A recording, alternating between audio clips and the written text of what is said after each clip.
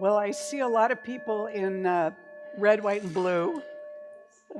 Welcome and happy 4th of July weekend. Happy 250th birthday to the United States.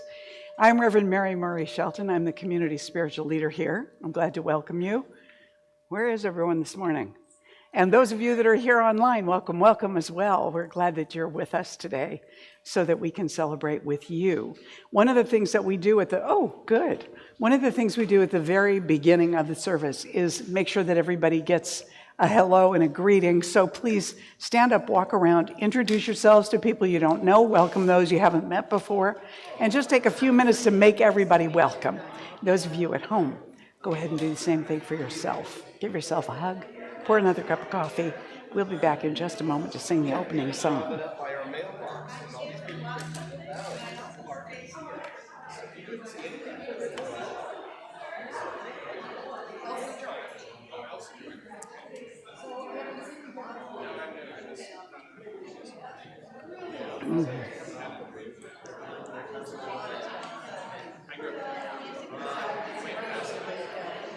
Mm-hmm.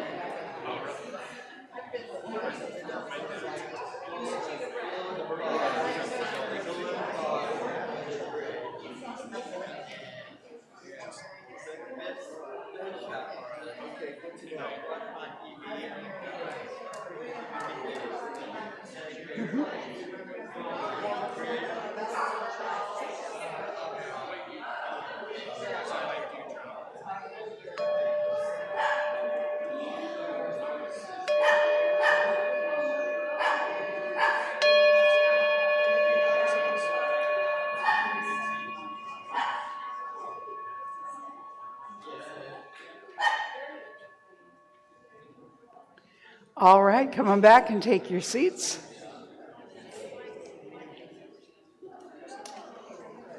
Come on back. So it may be the 5th and not the 4th of July, but we're still in Independence Weekend, so we're going to be looking at some of that this morning. Our musician this morning is a rare one for us. We have Christine Tullis, who is a harpist, among other things. And one of her missions is to connect the listeners with the presence of the divine through the music. She's been sharing music for more than 3 decades, and she's been all over the world. She has done music in French cathedrals, on the hills of England, at the UN, Harvard University, and of course, churches and healing centers all over the US.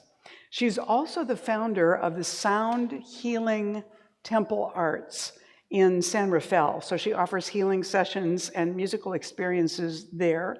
If you're interested in finding out more about that, go to christinetullis.com and stop over at her table after the service and get on her mailing list. Right now, I'm going to invite you to stand.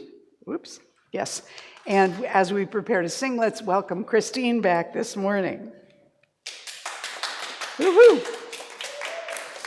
And you know this Karen Drucker song.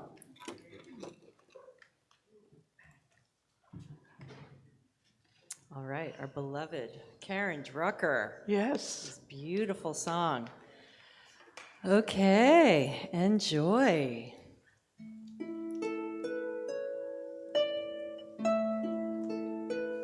I am so blessed. I am so blessed. I am so grateful for all that I have. I am so blessed. I am so blessed. I am so grateful. I am so blessed. Let's repeat that verse before we go into our second verse. And really feel it. Feel the blessings of God in your heart. I am so blessed. I am so blessed. I am so grateful for all that I have. I am so blessed. I am so blessed. I am so grateful. I am so blessed.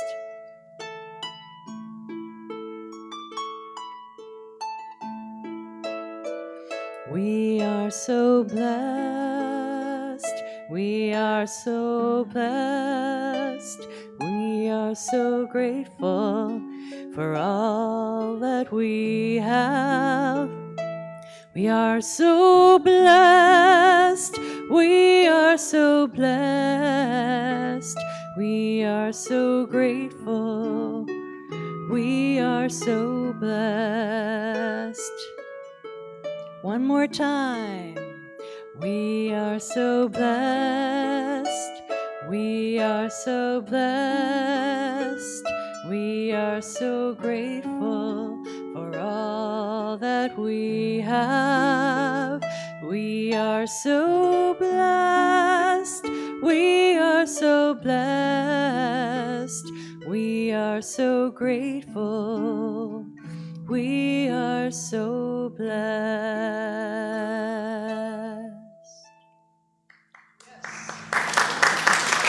Thank you, Christine. You may be seated, everyone. I'm going to invite you to go ahead and silence your cell phones so we don't have any interruptions during the service. And as we do that, we're also going to prepare to turn within and get centered together. So our morning prayer practitioner, Karen Frost, is going to come up and pray us in.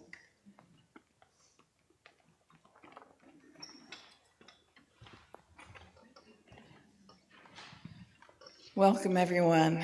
So let's center by taking that breath, breathing in, focusing on it, breathing out, knowing that with each inhalation, love, light, nutrition, everything that you need comes in, and with each release, there's a cleansing, a clearing, a relaxing. This breath that we take in is the connection to the Creator, to the Almighty, to God, to love, to light, to the universal spirit soul, known by many names, and you know the name that means the most to you. That breath connects in and releases out. By centering on that breath, I know that I am connected to that spirit, to that light, to that love. There is that source, that spot within me where light and love exists in pure form. And I connect to that universal spirit. And as I know that these words are true for me, I know words are true for all that can hear my voice. And by all of us right here, right now, connecting to that love, to that light, to that spirit, we fill this room with that love, with that light. We fill this community with nourishing love and light and peace and harmony and joy. I know right here and right now that everything that is done in this service, the music, the setting up, the food, Reverend Mary's words are all from that loving source, that spirit that unites all of us, that has been here and is always here and will always be here. That spirit that wrote the Constitution 250 years ago, knowing and dreaming of this wonderful time that we can have peace, harmony, that each one of our own unique manifestations of spirit as we are right here, right now, can be and express and give voice. I rejoice and I am so grateful that this is true. And I release this to the word knowing that love, light, and peace are everywhere. And so it is.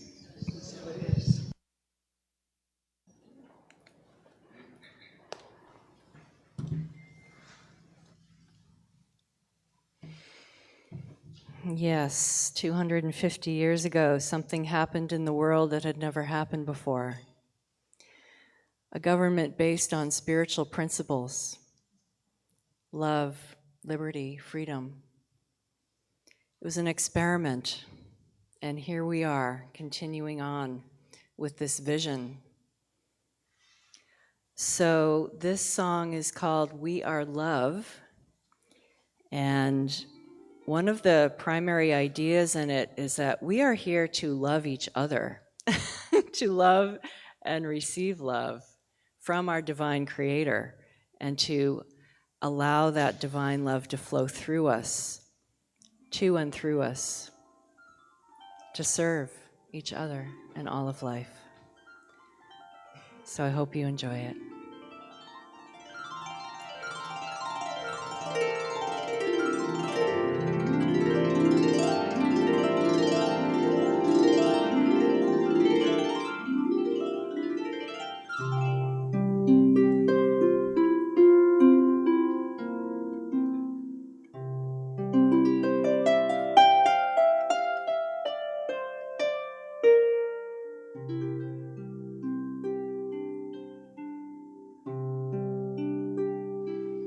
We are love, we are light, shining like a star in the night, gentle peace of the heart, glowing like a lantern for all.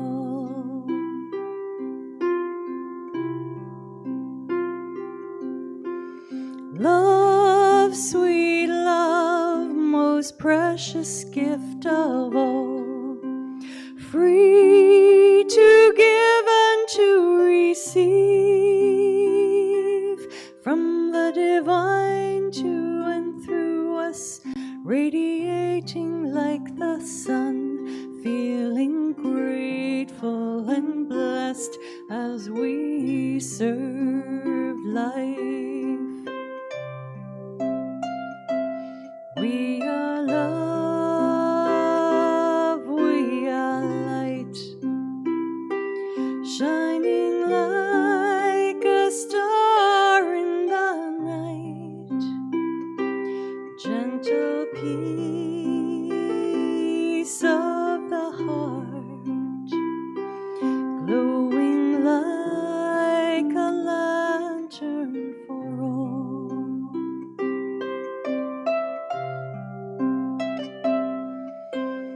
Walking the path of harmony,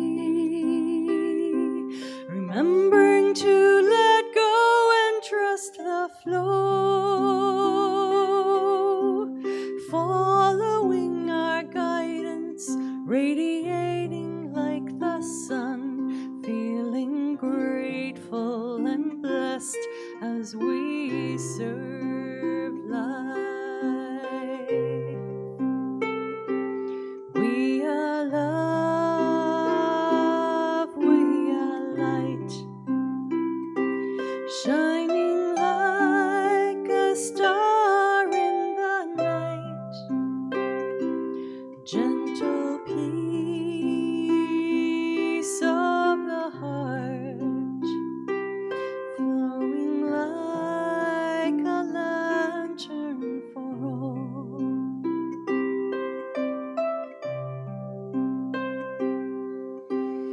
Intricate patterns of grace, weaving life's golden tapestry, co-creating with divine spirit, radiating like the sun, feeling grateful and blessed as we serve life. We are love,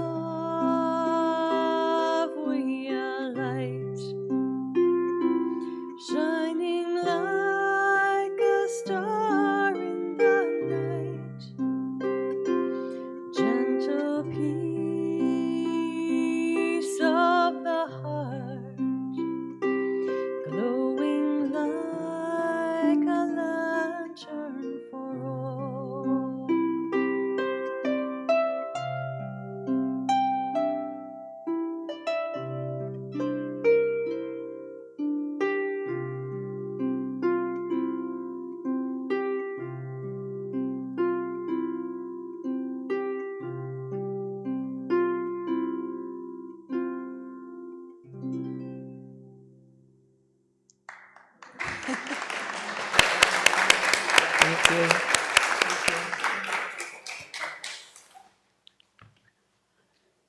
Thank you, Christine. So because we have just completed a month looking at connecting with the Divine Father and recognizing that energy, as we're moving into July, we're looking at connecting with true freedom. So I'm thinking of true freedom in a couple of different ways. We think of freedom in the United States in certain ways related to our Declaration of Independence and becoming, having the colonies become a separate country from England. But also we have the necessity of inner freedom. And inner freedom is harder to define and easier to lose, I think, than outer freedom. It's very obvious with outer freedom whether we're experiencing it or not, because as more and more restrictions come about, people feel less free. But we can carry bondage on the inside with us, no matter how free the outside is. And conversely, although it isn't easy, we can carry freedom with us on the inside, even when we don't have it on the outside. Abraham Lincoln said, "Those who deny freedom for others deserve it not for themselves." But he also said something like, whenever somebody says that they favor slavery, I wish to see it tried on them. So while I think the truth is that Abraham Lincoln was not necessarily trying to eliminate slavery from the United States, he hadn't sort of taken that on. The American Revolution changed things on a lot of levels, including inside of him. It's kind of like marriage equality came about in the Obama administration because the president's view about that had shifted. And I think that probably happened a bit with Abraham Lincoln over time as well. Not that he was favoring slavery, but that he was not sort of wed to the idea of eliminating it either. And then things happened that changed that. So because last month was, Father's Day, and I feel like I'm ringing a little bit. Do you hear that? Yeah. Okay. So I don't know what that means. There, that's better already. So I thought I would tell you something that might well qualify as a dad joke that I came across. So my apologies in advance. James Madison and Alexander Hamilton were sitting at a table in Philadelphia in May of 1787 working on the Constitution. So the Declaration of Independence was in 1776, but it took them a while to get the Constitution together. So 1787, working on the Constitution, right? It was May. It had been a long day. It had been a warm day. Madison said, "It's rather warm in here, isn't it?" "It is. Shall I open a window?" "No, that's all right.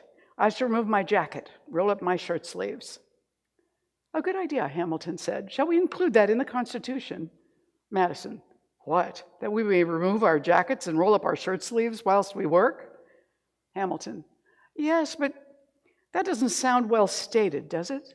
Perhaps all men shall have the right to bear arms." Go ahead and groan. It's terrible, I know. But I thought, in honor of dads and the 4th of July, I could get away with it. You forgive me, right? So, you have the right to bear arms. Today, we're talking about freedom as an inside job, always.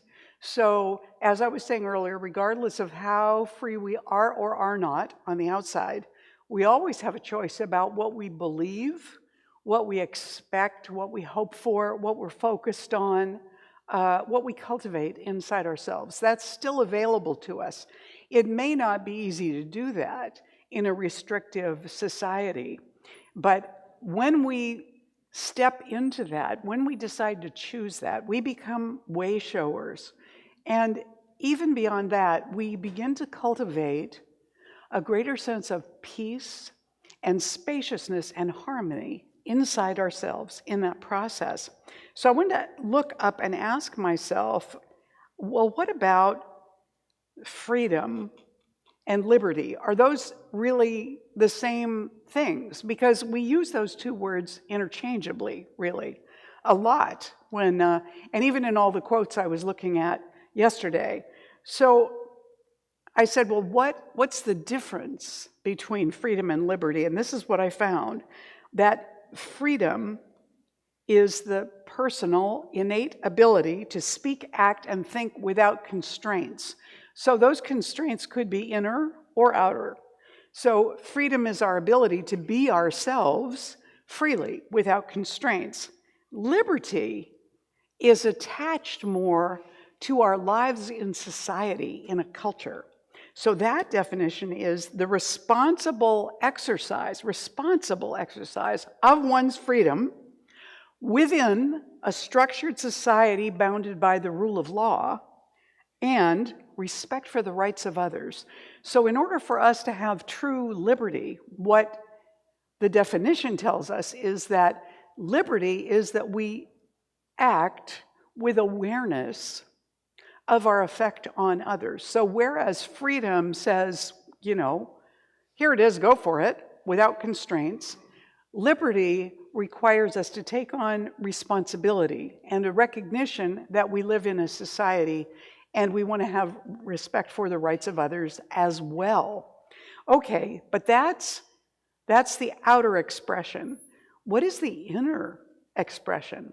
So if we have a willingness to share the rights broadly, then we're operating inwardly from a place of advocating liberty and living from that. Our freedom is the level at which we express ourselves within that recognition, how we handle that. George Orwell, who wrote 1984, said, if liberty means anything at all, it means the right to tell people what they do not want to hear. And we know how well that works politically for people. Generally, telling people what they do not want to means that you're not reelected about that, because it will not be well. But he thinks we shall never speak of this. So was that a useful communication? Hard to tell. James Madison, one of our founding fathers, said, the advancement in populace, but in populace, we want to say. Our founder, Ernest Holmes, wrote, intellectual freedom and religious freedom has been given, liberty has been given to all of us, and it's our responsibility then to use it wisely for all, intellectual freedom and religious liberty. So we look at those things and say, how willing are we to recognize that sometimes this means beliefs need to be adjusted. They need to be upgraded. Sometimes fears need to be unplugged. They need to be recognized for what they are, which is small, little, stay in your place kind of limitations that we can put on ourselves. So when we have that experience of being terrified by life somehow, we are in that bondage of our inner beliefs and fears, and they can bind us much more than what happens on the outside. If a person has agoraphobia and they can't leave their home, that is an inner bondage that's taking place around fears and beliefs that aren't really true in the larger sense. A person who has obsessive compulsive disorder is bound by a compulsion. People who are addicts to whatever are bound by that kind of compulsion unless and until they choose to do something, to move in the opposite direction from that. And it is never an easy choice for us. So we become very attached to our beliefs, not because they're beliefs, but because we think they're the truth. They feel true to us. They seem true to us. So we may have beliefs because our family believed something, and we just grew up thinking that was true because everybody in the family believed it. We weren't really accustomed to people not believing it. You with me on this? Right?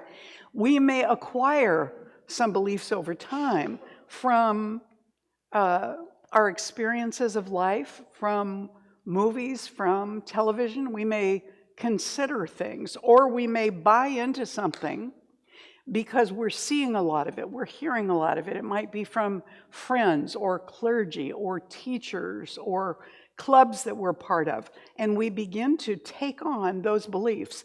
There is a recognition that when you move to a different area of the country, to a different country, that you may not consciously believe and take on the beliefs of that country, but by being immersed in that over the years, you may begin to become more like that yourself. You kind of take on or buy into those beliefs without recognizing that you're leaning more and more in that direction because you've been immersed and saturated with it so much in this new place. Are you with me here?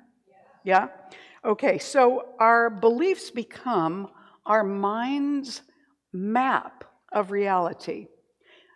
By the very fact that our human nature is limited, we are limited in time and space, the beliefs that we take on can be changed. They're not complete in and of themselves. So we know already from medical research and so on that positive beliefs have a positive impact on our health and our stress level, even if they aren't true. So the level that belief affects us at doesn't really have anything to do with whether or not the belief is true or accurate, but it has an impact on us. Our fears, I don't know that our fears can necessarily have a positive impact on us unless they, in some rare instance, may save our lives. But most of us are not in danger of being murdered at every moment. So a lot of the fears that we carry around with us are just self-limiting, self-bondage. We may take those on because somebody in our family is afraid of something and we kind of gravitate in that direction too. When I was 7, and we had where I lived in a big apartment complex, 36 acres, we had a pool, an Olympic-sized pool that was built in a particular year. And I was 7, and my mother, who had never learned to swim and was terrified of water, decided I should have swimming lessons. But she did not want me to know that she was terrified. She was even terrified about me having swimming lessons, but she wanted me to have them. So she would sit at the top of this huge, long, 102-step staircase that went down to where the swimming pool was. She would sit up at the top during my lessons. And Mom was a nervous person anyway. She'd sit up there and just hope I wasn't going to drown in the lesson until it was over. Then she'd walk me home. And we had little bits of homework to do. Like, one of the things we were supposed to do for, 10 minutes or 15 minutes a day was fill the sink with water and practice breathing and then blowing out the air and then breathing and then blowing out the air for about 10 or 15 minutes. And my mother was absolutely rigid about making sure I did that for the exact amount of time every single day. Because in her mind, I think, was the idea that if I did not do that, then when I got in the water, I would definitely drown, and that was not going to happen. I didn't know until some years later when she told me how frightened she had been the whole time I was learning how to swim. So I didn't take on her fear of the water. I didn't catch it from her the way that we sometimes do with our parents. We can learn things that we're afraid of as we go to school, as we hear stories about things that could happen to people, as we watch television, as family members warn us not to talk to strangers. We may begin to develop certain kinds of fears that we're learning. And we have experiences in our lives that we don't ever want to have again. Things really scared us. I learned over time that my own suspension of disbelief is a little too good when it comes to horror movies. So I stopped watching them because I carried that fear around with me for days, for weeks afterwards, not being able to sort of get rid of the images. And that was true with certain books I read too, where I thought, okay, I can't read that kind anymore. That has too much of an effect on me. Do you know what I mean? Yeah? So that can happen with our fears as we limit ourselves. What happens when we feel afraid is our anxiety level goes up. And we release cortisol and other stress hormones that are bad for the heart, bad for the cardiovascular system.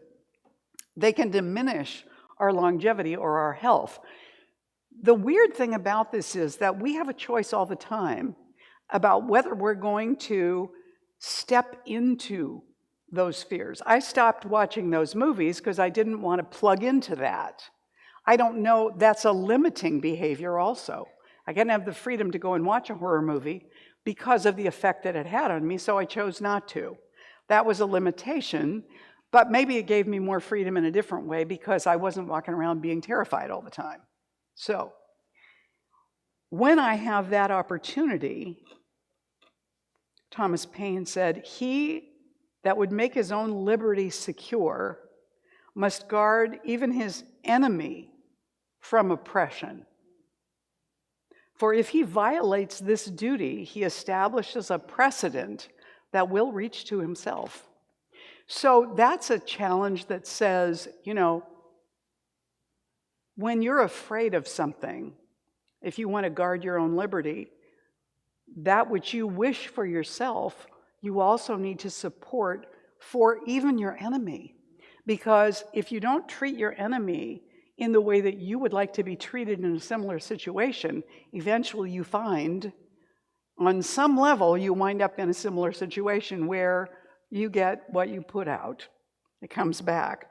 So we want to look at, what does that mean? Nelson Mandela said, "For to be free is not merely to cast off one's chains, but to live in a way that respects and enhances the freedom of others."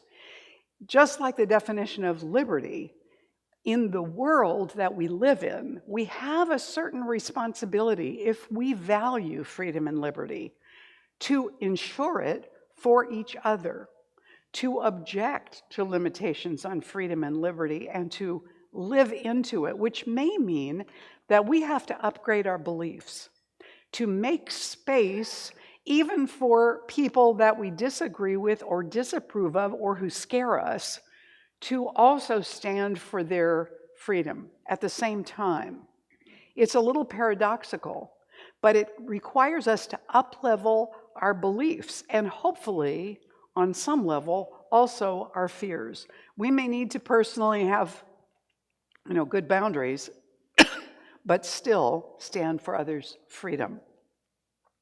Eleanor Roosevelt said, "Freedom makes a huge requirement of every human being. With freedom comes responsibility. For the person who is unwilling to grow up, the person who does not want to carry his own weight, this is a frightening prospect."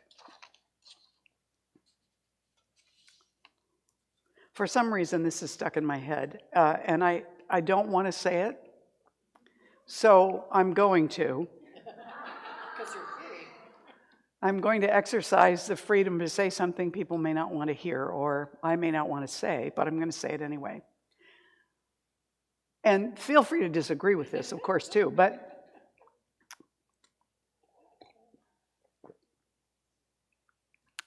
when it comes to transgender people using the restroom of their choice, people get nervous about somebody coming into their restroom who may have malicious intent. But it seems to me that the only times I've heard about something like that actually happening were with cisgender people, not transgender people. What I think of is, what if you are a transgender person and you're required to go into a bathroom with people who look like you, but internally you feel out of place. You don't feel like you belong there. You feel afraid. Then what do? Stop using public restrooms so that the terror of that, maybe these are people who have been abused or beaten up at other times because they're not gender conforming. Can we put ourselves in their place? That's a big stretch, I know. But these are human beings, right? Just like us, with reasonable fears that we would have in their position. I don't know the answer to it, but I feel that discomfort. Do you know what I mean? So it may mean that we have to consider, to question, to up-level our beliefs, to confront a particular fear of our own in order to allow people a greater sense of safety. And as we experience that, we too may become less fearful as we see that we appear to still be safe. I could be wrong, but this is my thought. So I just want to put it out as an example of sometimes the need for us to reconsider or look more deeply into something to see what's driving this belief, what's driving this fear. Am I just being comfortably selfish, or is it legitimate, this fear or this discomfort that I have? As I say, I don't know the answer, but I think it's a question worth chewing on. I think it's a question worth struggling with, actually. Benjamin Franklin said, "They who can give up essential liberty to attain a little temporary safety deserve neither liberty nor safety." Well, that seems like going a little far to me, but he's recognizing that greater liberty does require something of us. It does require more responsibility or more courage. And John Adams said, and this is the fear side, John Adams said, "There is danger from all men. The only maxim of a free government ought to be to trust no living man with power to endanger the public liberty." That was a pretty big statement. To empower no man living with power to endanger the public safety.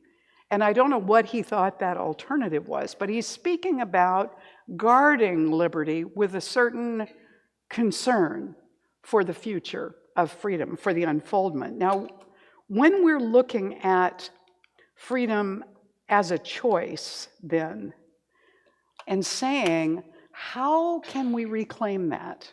How can we reclaim that larger sense of freedom inside ourselves? I love this meditator because he is so peaceful. And not just peaceful, he is content in his meditation.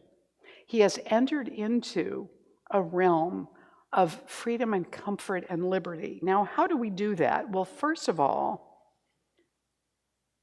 hello, where did he go? Come back, my friend. First, yeah, we know that. First, we have to choose. And the choice is not a one-time thing. We have to choose over and over again to come back to that place where we let go of the fears, we let go of the limiting negative beliefs, and we come into that place. We have to choose again and again. And once we choose, then we have to focus on what we've chosen. We have to recognize that that's what we want in order to choose it, but then we have to spend some time with it. We have to actually focus on it. We have to come back to it more than one time. It's got to become a regular practice. Like I said, this isn't easy. It requires consistency. That means we set aside time. That means we don't do other things instead of that. We don't make excuses to do other things. But we choose that, and then we prioritize it. This is more important than whatever.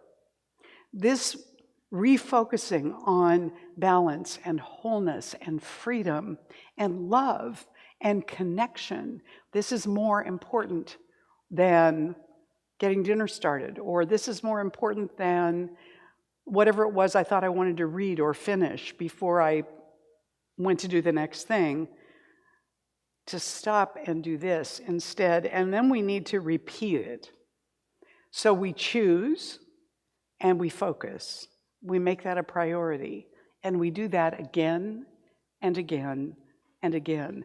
And that begins to grow in us a strength within that allows us to continue to choose our inner freedom and liberty, our willingness to hold that good for all people, even the ones that we're the most uncomfortable with, and to stretch ourselves to become more, to grow.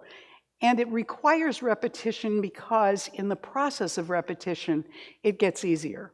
And we're more likely to build it in to who we are and how we operate in the world so that we grow as souls, which is what we came here to do in the first place. When we do that, we come into this place of claiming our inner freedom from bondage, our inner freedom from conditions, whatever they might look like. So I have saved this last little bit for Dr. Barbara Leger because she's going to show you something of the work that is being brought to the kids and the teachers in Ukraine who have been in the midst of war for years now and are working on cultivating this within themselves. So this is giving them tools. So Barbara, come on up. She's going to introduce this for you. And Elsa Joy is also going to come up for the moment here. She may. Are you going to sit down, babe? Do you know how that button works on there? Come on up here so people can see you. You want to take my arm to come up? No, I Or got you can the do it? stick, yeah. Step back, sweetie pie. Oh, life just is so great when you let people support you. Isn't that just true? Oh, I love that. Okay, Okay. I'll take it. All right. Okay, there you go. Hi, it's really nice to be here.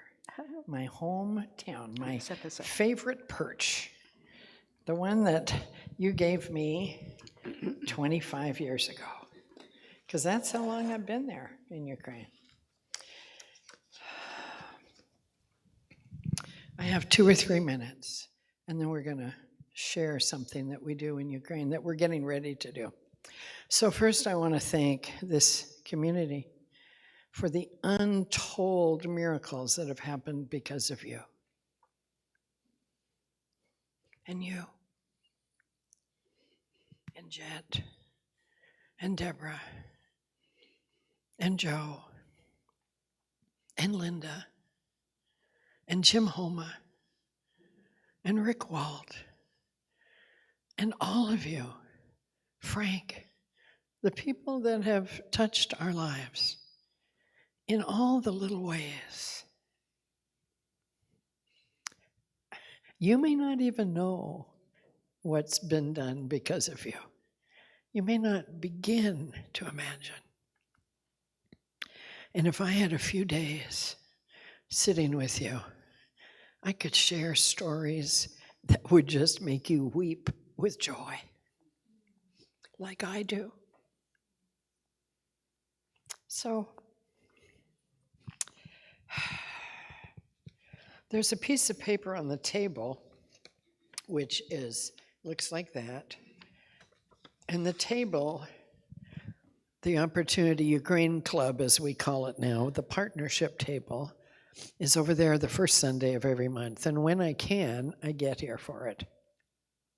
And when I can't, you all take care of it for me and for us. So I want to just share one thing. I mean, out of the millions of things, well, maybe not millions, over 21,000 students. So that, if you extrapolate from grades 1 to 11, if there's one thing that's happened to each one of them, if each one has been lifted up and each one lifts up just one other, then we've got 50,000 in 6 years.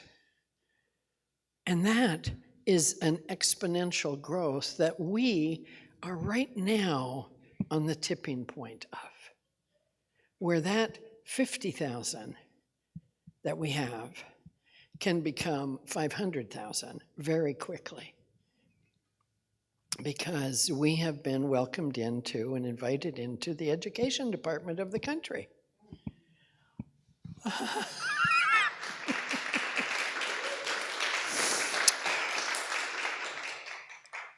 And that brings with it a huge amount of work and responsibility, and it's based on the freedoms that we put into our curriculum.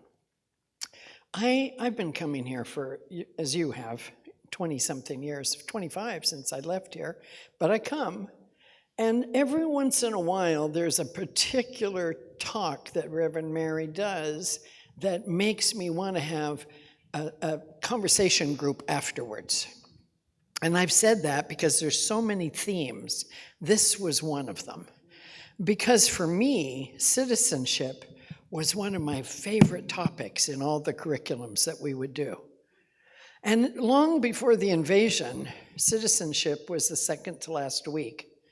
And there's a quote, and I brought it and I forgot to bring it with me. It's at the table, but inside the curriculum, what the children read and work with is this idea that imagine the wonder of waking up and realizing, and then we finish the sentence based on what the theme is. Citizenship is described as that thing which we have a responsibility for and the rights of. And both those things have to be attended to in order to be maintained. They're valued, and when we value them, we serve them. And there's a line in there that says, even when we don't look like each other, or even when we don't like each other, if we are citizens born or chosen, we are there on purpose and deserve the respect and the rights and the responsibilities of all citizens. And I think you did an incredible job today of navigating this moment in time with the clarity of what's the essence of where we are. And this topic would be good to gather online or whatever and really savor with each other. So if anybody likes that idea, come and see me afterwards. So the other thing I want to share with you, besides that wonderful news, we just were in the very first education webinar that the Department of Education puts on in our county. We were invited to participate, and we will be participating around the country with all that we do. Here is a little flyer, and it's the Resilience in the Rucksack flyer. It's where I'm putting a lot of attention right now. And the Resilience in the Rucksack was the answer to a question I asked a year ago that said, the kids and the teachers are falling asleep in school. Why? Because they're running half the night to the shelters or to their basements, which really aren't much of a shelter, and they're not sleeping. Why? Because sleep is weaponized. Why? Because if you're tired, you can't think. And if you can't think, you can't choose. And you can't stand for yourself, and you can't be responsible, and you can't do the right thing oftentimes because you're too tired to think about it. And so it's a great, easy thing to attack. I saw that. I'm a real positive person. I tend to not blame anyone. I don't take sides, or at least most of the time I don't. And the answer to the question was, what can we do to support education and health and wellness to this community that we have? And the answer was resilience in a rucksack. I had no idea what that was. And over the past year, it has developed to the most amazing idea. I love ideas. I get them easily, as many of you know. This is maybe the best one yet. And I think it's going to be on Shark Tank. And not just about how to use it to stay peaceful and find yourself in the midst of war or conflict. but for anything that you want to improve upon. A rucksack for teachers, a rucksack for horse people, a rucksack for history buffs, a rucksack for educators, anything for business leaders. The rucksack is a place where you can put education and ideas and activities in a soft, through the side door, in an unexpected way, and an engaging way, designed for the people you're seeking to engage. In our rucksack, it's very playful. It's not that it's a place to play. It's really big life issues done in a soft, kind, accessible, playful way. So I have two examples. One I'm going to tell you, there's about 40 amazing things going into this rucksack. But I sent Reverend Mary one of them. The first one, though, is, there's so many. Let me just pick one. A 3x3 piece of fabric, colored yellow, no, colored brown. And that serves as three different things. A magic carpet going to any place in the world you'd like to go. A dining room table surrounded with people, any of the people you'd like to spend time with. Or a garden where you'd like to plant all the things that you know you just love. And every one of them is an imaginary experience of choosing, of prioritizing, of knowing what's important, of having conversations with each other, about breaking down the barriers in peer groups, about daring to be seen as yourself, about giving people the rights to their own opinions without assailing them with yours. All of that is built into that 3x3 square of fabric. And attached to that are several exercises. Who would you have to dinner and why? What would you want to talk about? Where do you want to go? What do you like about that place? What would you like if you had those things here? It's filled with educational capacity building, curiosity, critical thinking, and there's hundreds of ideas of things to go in there. So if any of you are like me and you get ideas like that, please send me an email and give them to me, because we're going to circulate them. And this thing is going to reach 350,000 teachers. 350,000 teachers for over 4 million students. Now that is contributing to the world, one heart, one mind, one life at a time.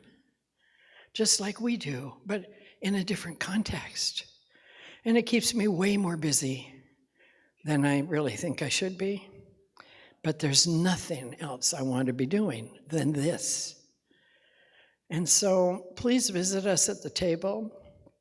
This little flyer for the Opportunity Ukraine Club says that anything you have, that you do, that you want to share, that you'd like to learn, you can do it with us.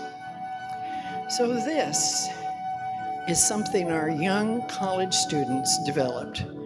It's their version of a TikTok meme spark. They named it themselves that, meme spark. And it's a variety of really stimulating images with some words. We've made memes out of some of them not yet.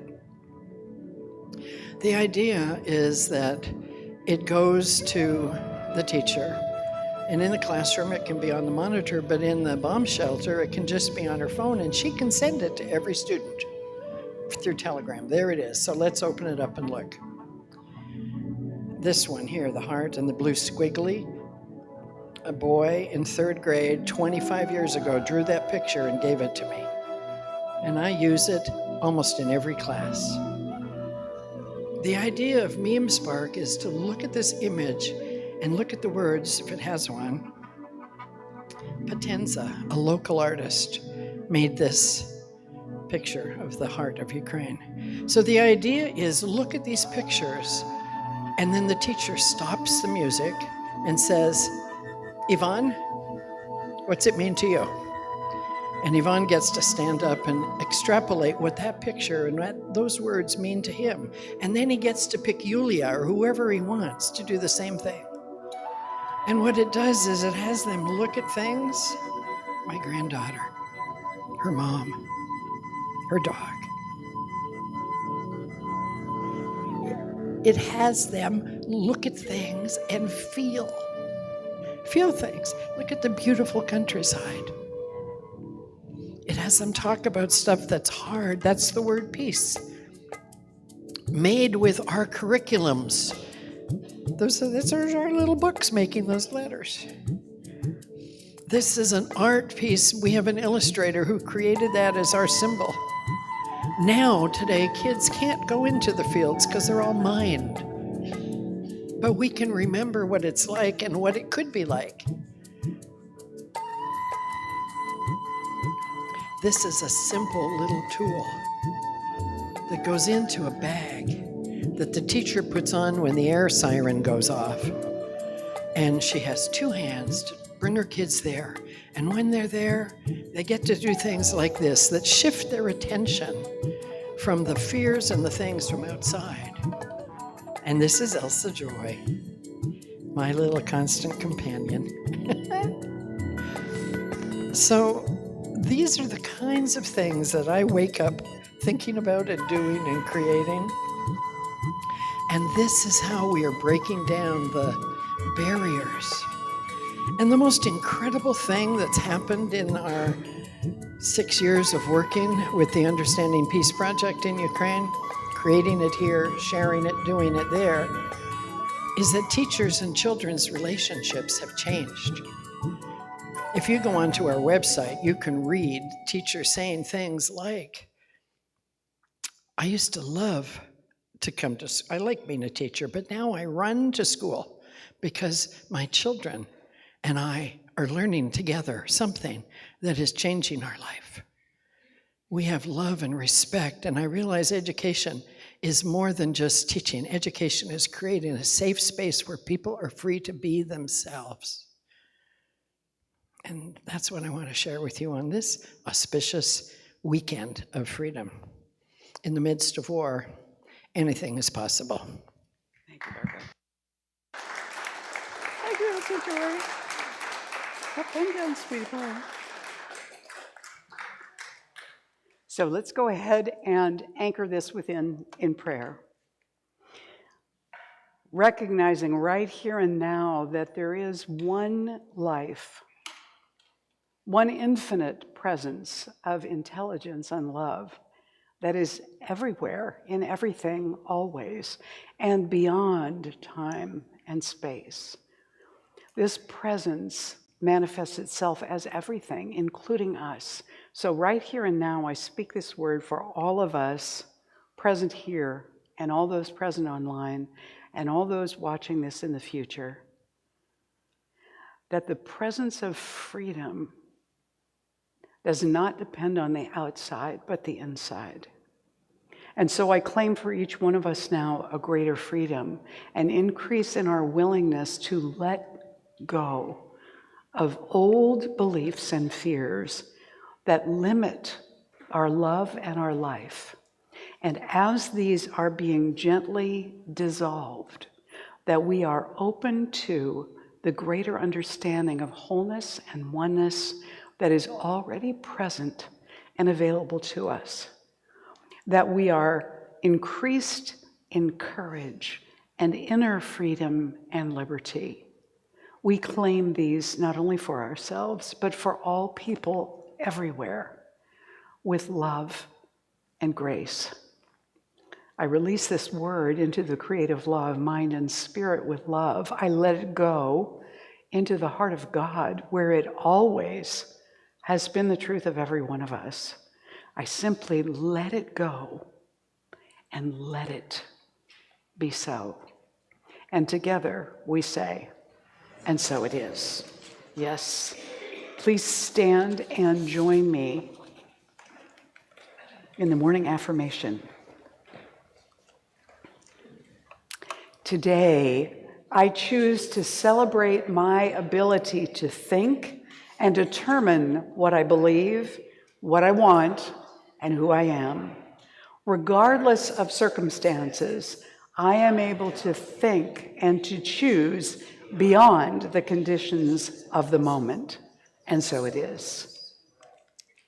You may be seated, and I want to invite the ushers to come forward now to receive the offering. This is our sacred offering time. If you're online with us and you'd like to make a donation today, you can text the dollar amount you want to give to the number on the screen and then just follow the directions.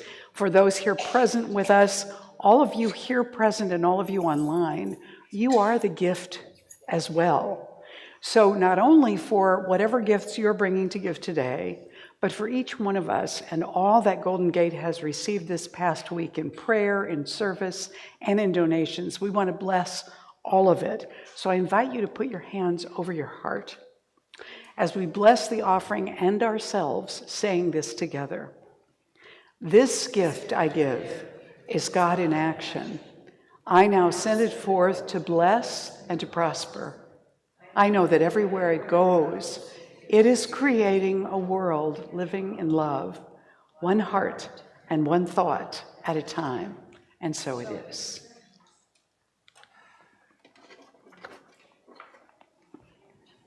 The song is called Radiant Spirit of Love.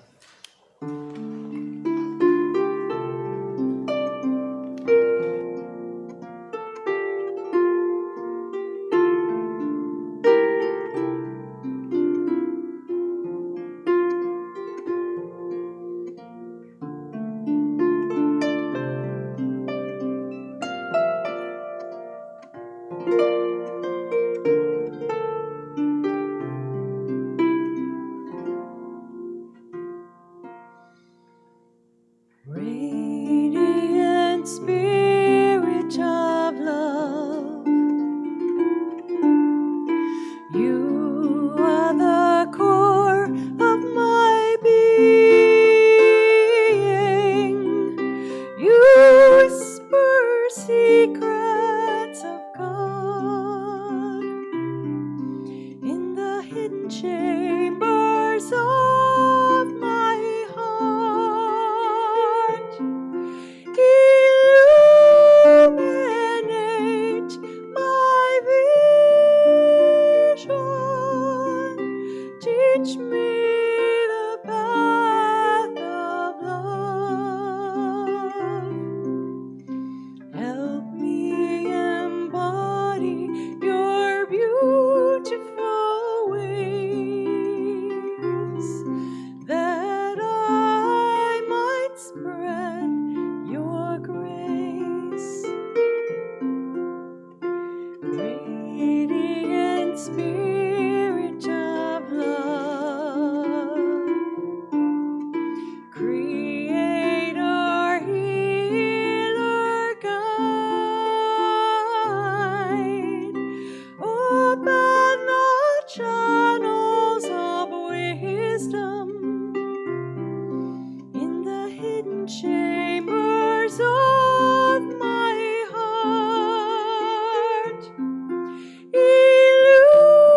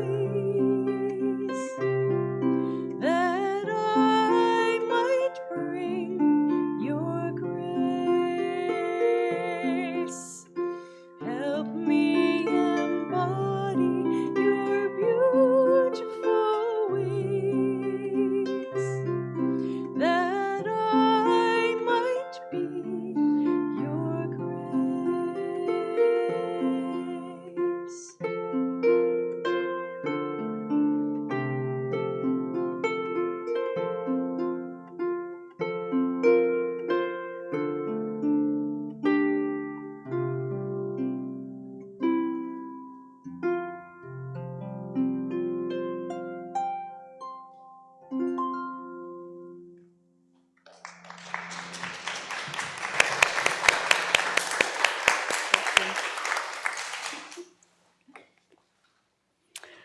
on behalf of Golden Gate Center for Spiritual Living, all of us here accept this offering, and we send it out into the world to bring more inner freedom to people's awareness and liberty into their choices. And so it is.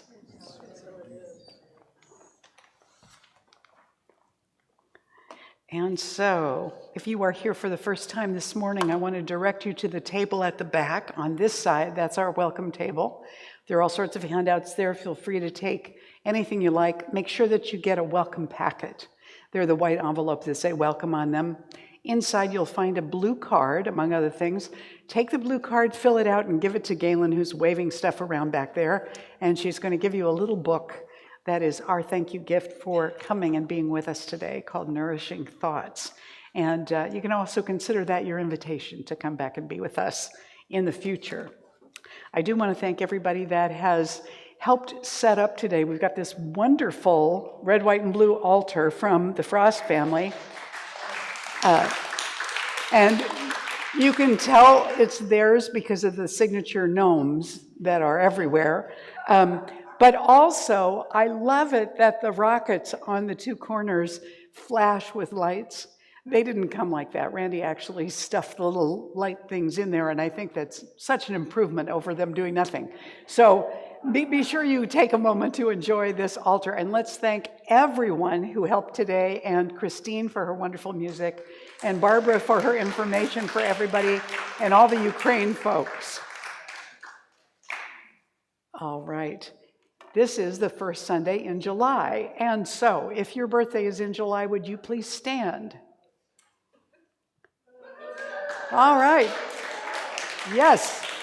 Reverend M. Louise and Joe, happy birthday to you. Happy birthday to you.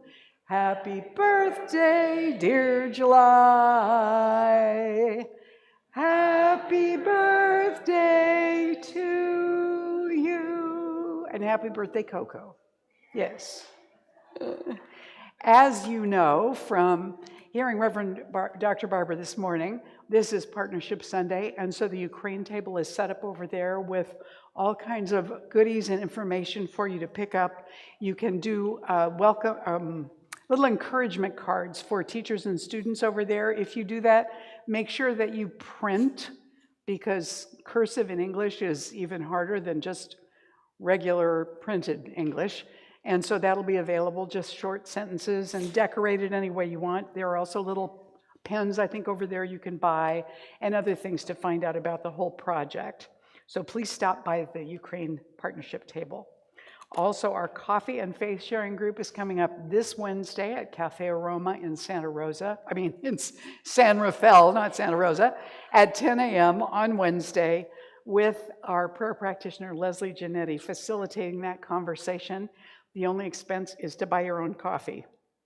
Also, please let Ellen Nicosia know by Tuesday if you want to be part of the July team at the San Francisco Marin Food Bank at the warehouse in San Rafael. They do 2 hours once a month, and you can get on that team by contacting Ellen by this Tuesday, because they need the information a week ahead of the actual service.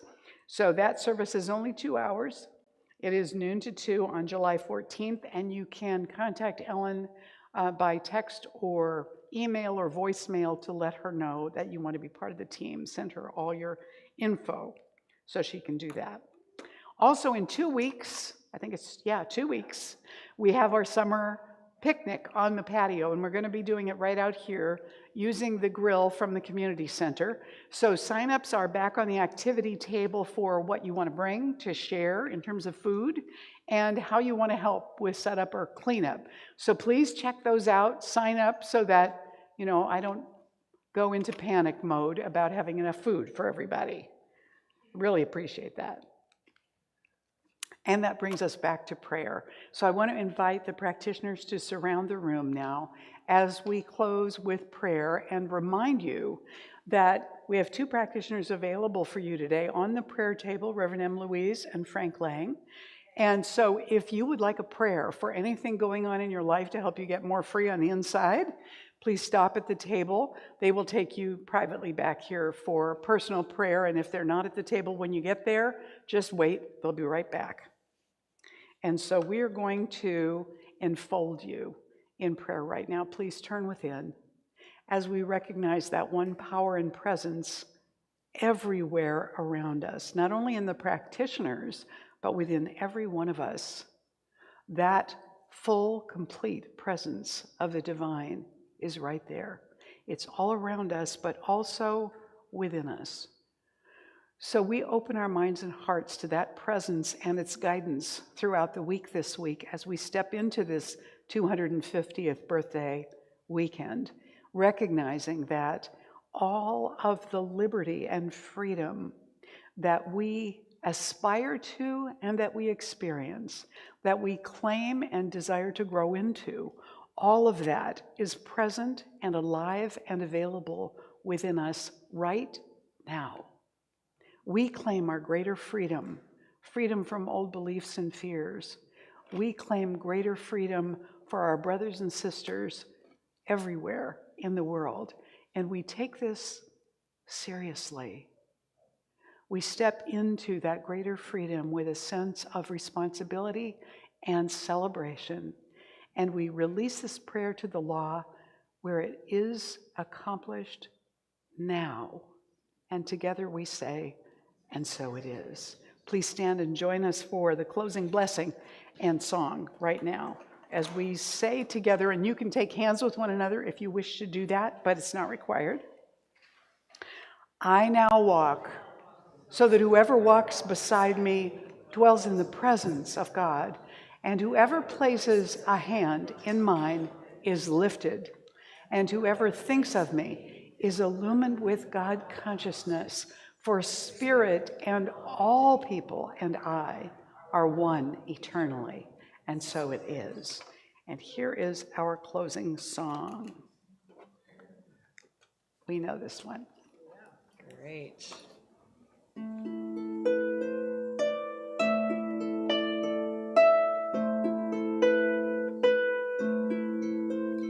I am opening up in sweet surrender to the luminous love light of the One.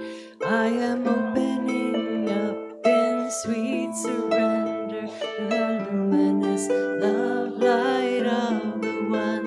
I am opening. I am opening. I am opening. I am opening.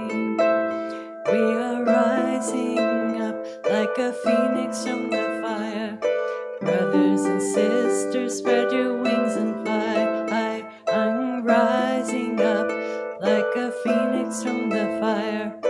Brothers and sisters, spread your wings and fly high. We are rising up. We are rising up. We are rising up. We are rising up. We are opening like a lotus flower. Let the love light shine in our hearts today. We are opening like a lotus flower. Let the love light shine in our hearts today. We are opening. We are opening. We are opening. We are opening.